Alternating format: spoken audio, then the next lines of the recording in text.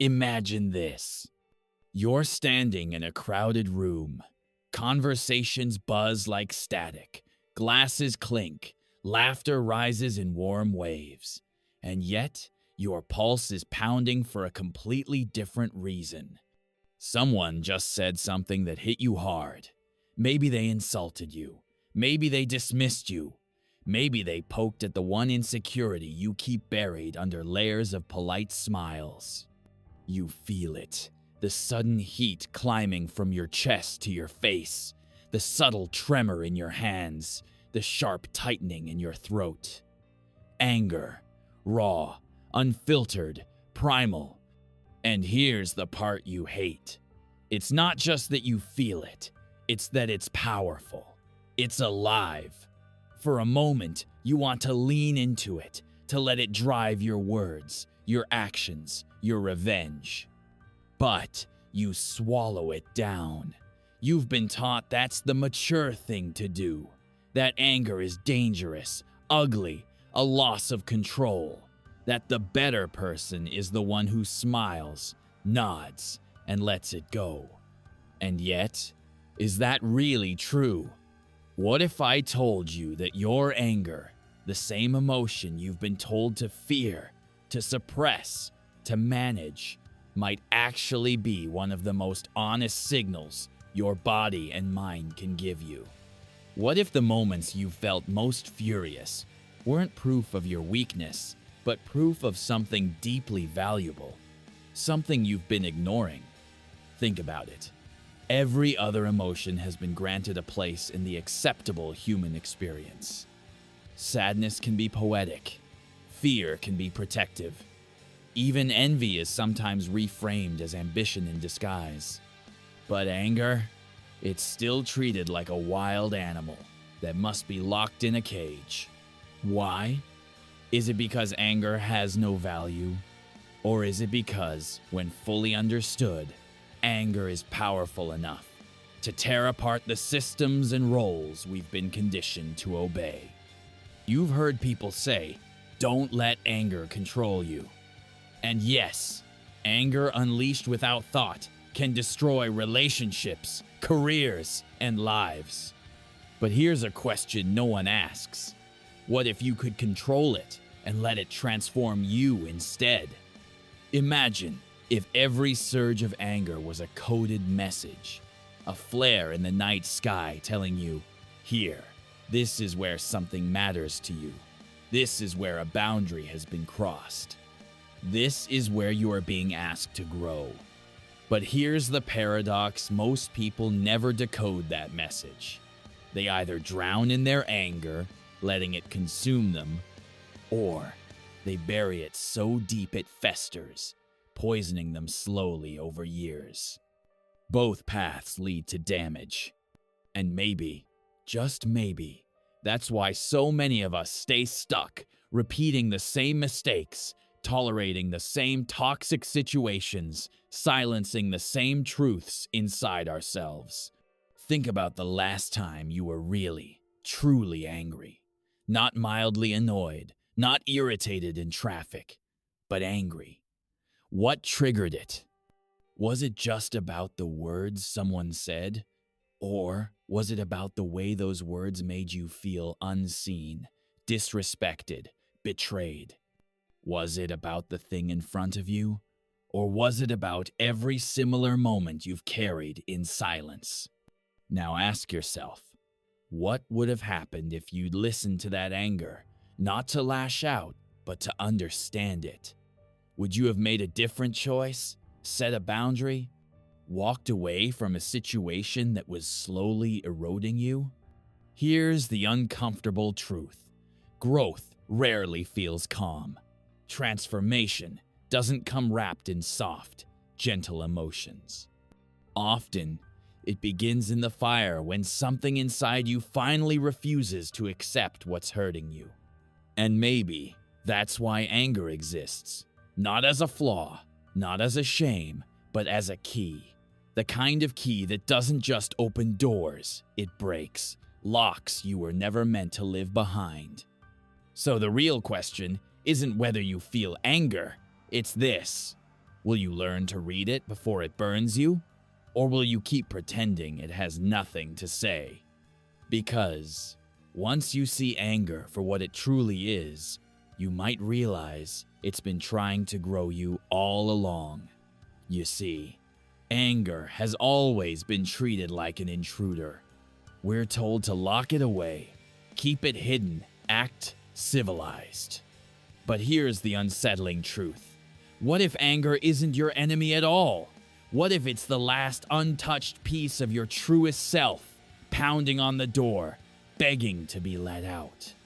Carl Jung once said, "Until you make the unconscious conscious, it will direct your life, and you will call it fate." Anger is one of those unconscious forces.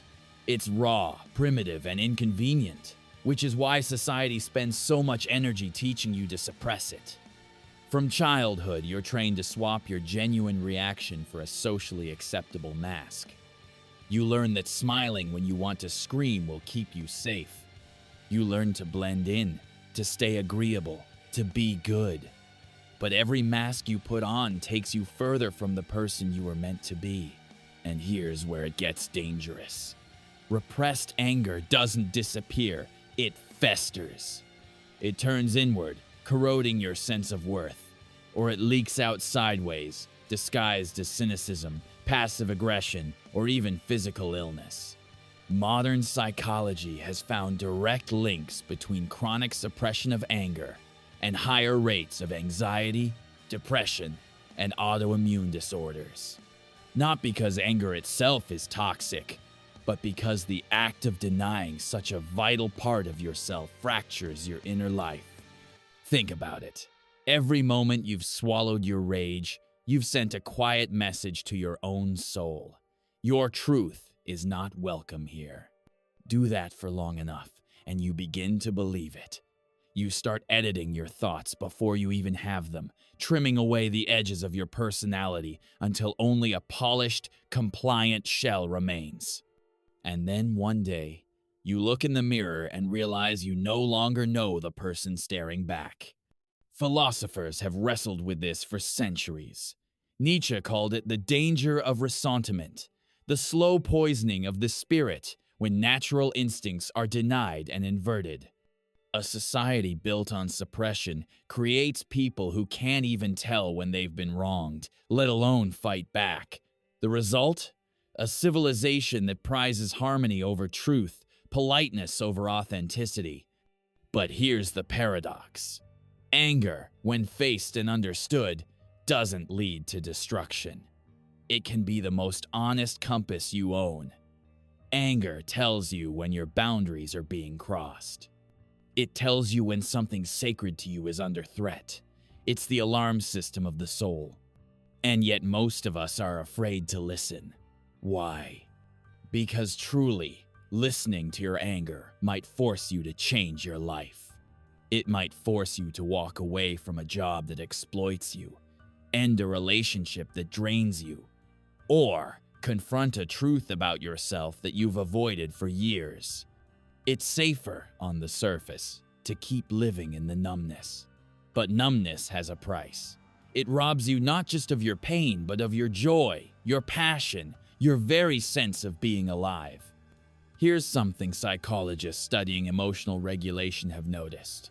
People who can name and process their anger without exploding or collapsing often have a stronger sense of purpose and resilience. They know what they stand for. They're harder to manipulate.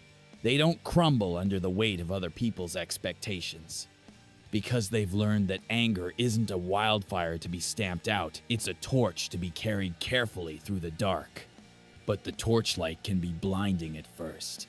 You might discover that your anger is not only about the present, it's a thread that runs through your entire life.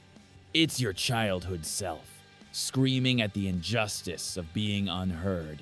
It's the teenage you railing against the hypocrisy you saw in adults. It's the silent protest of every version of you that was told to sit down, shut up, and be grateful. The real question isn't whether you have anger. The question is, will you let it become your map? Or will you keep pretending It's a flaw to be erased. Because if you dare to follow it down into the messy depths of your psyche, you might find that the thing you feared most is actually the thing that could set you free. And that's the trap no one tells you about. The longer you refuse to open the door, the louder the knocking becomes. Until one day, you realize it's not just anger outside, it's your own life, waiting to be claimed. Imagine a man named Daniel. On the outside, he's exactly what his LinkedIn profile says. Senior marketing director, father of two, a smile that appears in every company newsletter. But if you were to follow him home, past the manicured lawns and the neatly trimmed hedges, you'd see something else.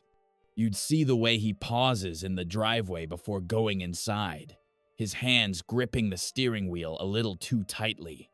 You'd see the silent calculation in his eyes, measuring the gap between the life he thought he'd have and the one he's living now.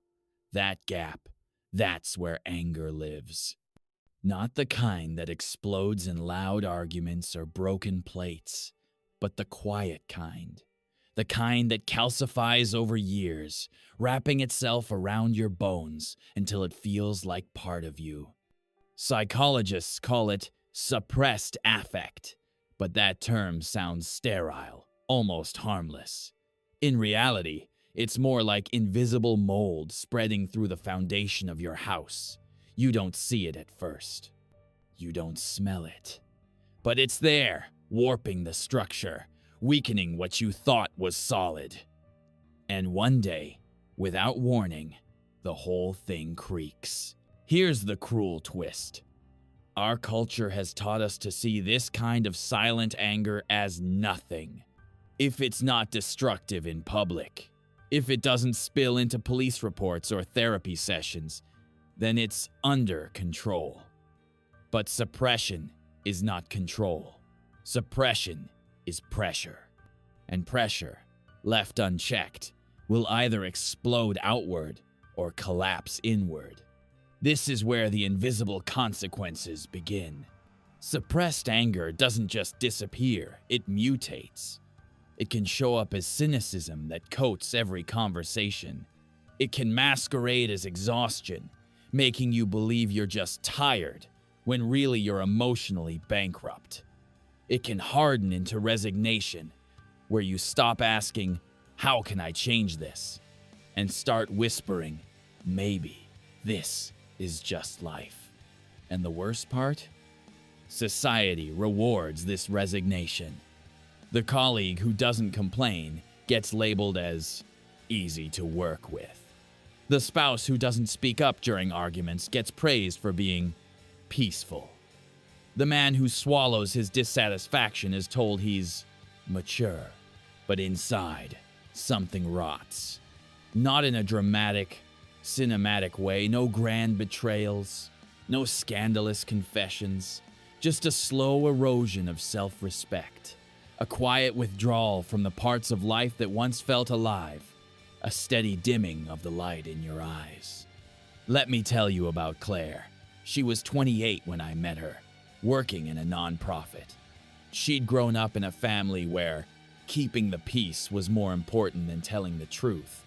She learned early to bury her frustration so deep that even she couldn't find it anymore. Years later, she found herself in a job she didn't love, in a relationship that felt more like a roommate agreement than a partnership. She told me she wasn't angry, just numb. But numbness is often the scar tissue left behind when anger has been suffocated for too long. The human brain isn't built to hold unresolved emotion indefinitely. Neuroscientists talk about the limbic system, the part of your brain that processes emotion like it's an early warning system. Ignore its signals long enough, and it doesn't stop sending them. It just reroutes them into your body, into your sleep, into the way your shoulders tighten without you noticing, into the way you forget the last time you felt truly excited about something. And here's where the cultural machinery kicks in. In Western societies especially, there's a deeply embedded narrative that personal happiness is a personal responsibility.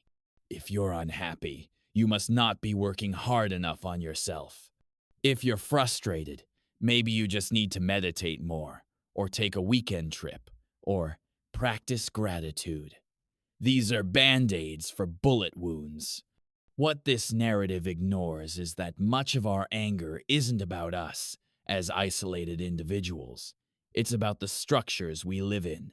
Work cultures that demand 60 hours a week but call it passion. Relationships that are built on outdated scripts about gender roles and emotional labor. Social media that shows you curated perfection 24/7, then asks why you're not smiling more. So, what happens when anger, your natural primal response to injustice or unmet needs, is rebranded as a personal flaw? You internalize it. You convince yourself the problem is you, not the system.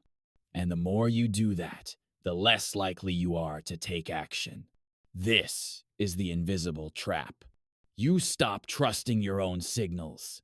You stop believing your discomfort is valid.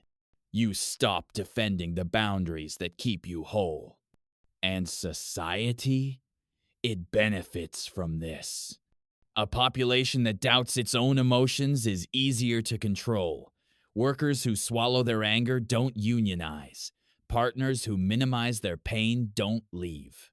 Citizens who distrust their instincts don't challenge the status quo. Daniel never blew up at his boss. Claire never screamed at her partner. They never caused a scene. And because of that, they'll probably never be on anyone's radar as people in crisis. But their quiet surrender is a loss all the same. A loss of potential, of voice, of the kind of change that starts when someone finally says, enough. What scares me most is how easy it is to end up like them. You don't have to endure major trauma. You don't have to be betrayed.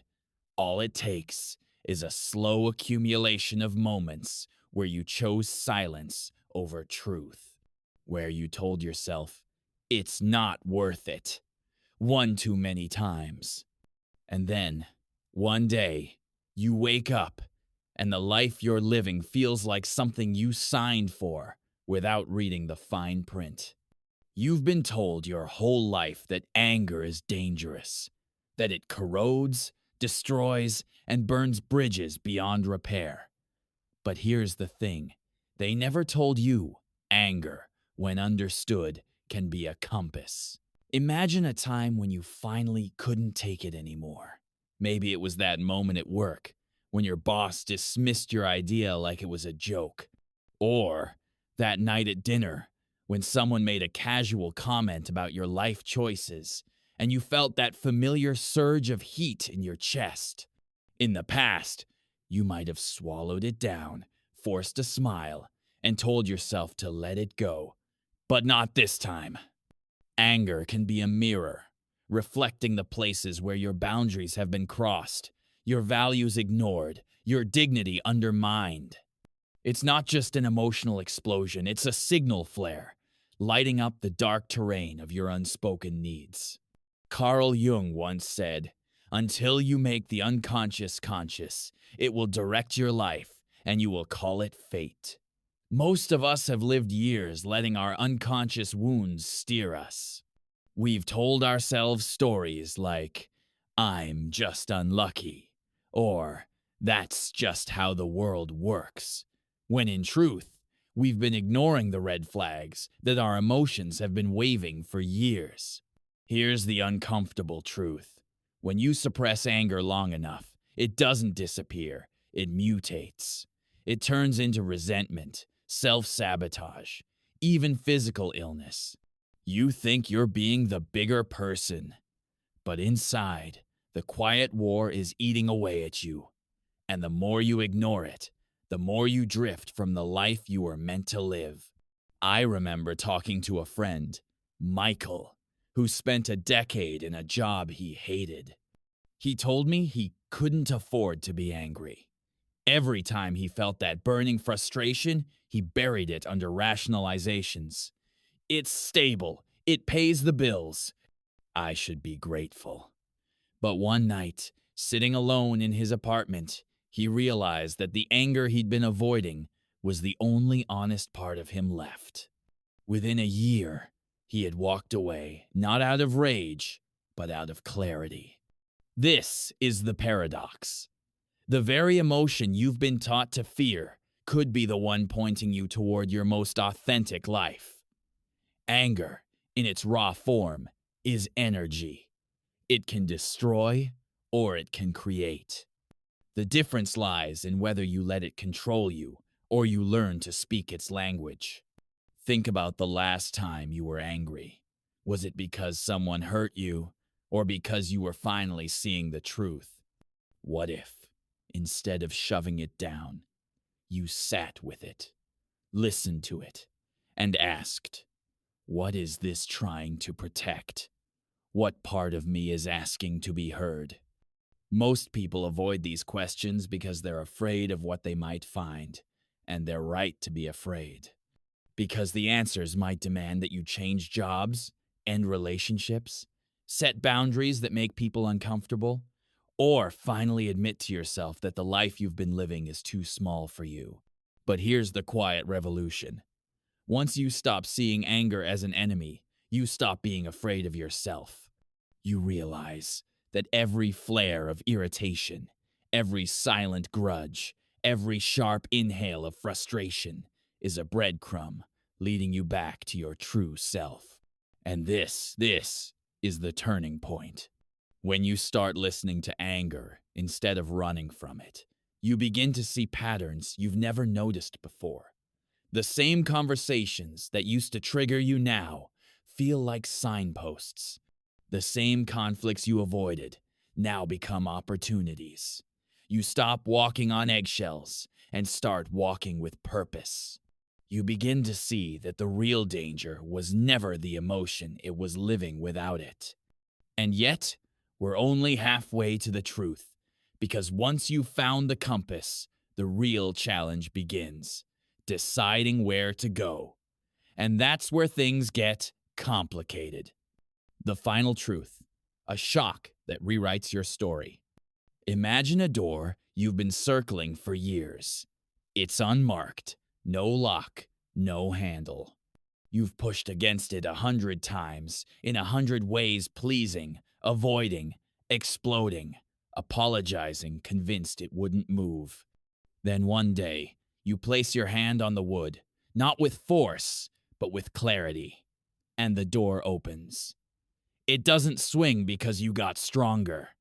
It opens because you finally asked the right door, the right question. Here is that question. What if anger is not proof that you are broken, but proof that you still belong to your values? You've been taught to fear anger because it can burn. Fair. Untended anger scorches. But look closer. What exactly does it burn? It burns the false contracts, the inherited scripts, the versions of you that survived by pleasing what was never worthy of your devotion. In that sense, anger isn't the arsonist of your life. It's the firefighter who refuses to let your core burn down quietly. Philosophers and psychologists gesture at this from different angles. Jung says you become whole not by amputating the shadow, but by integrating it, owning the parts you were trained to exile. Nietzsche dares you to become who you are. Not the polite costume, but the living force underneath. Frankl insists on the last freedom, to choose your stance in the face of what you cannot control.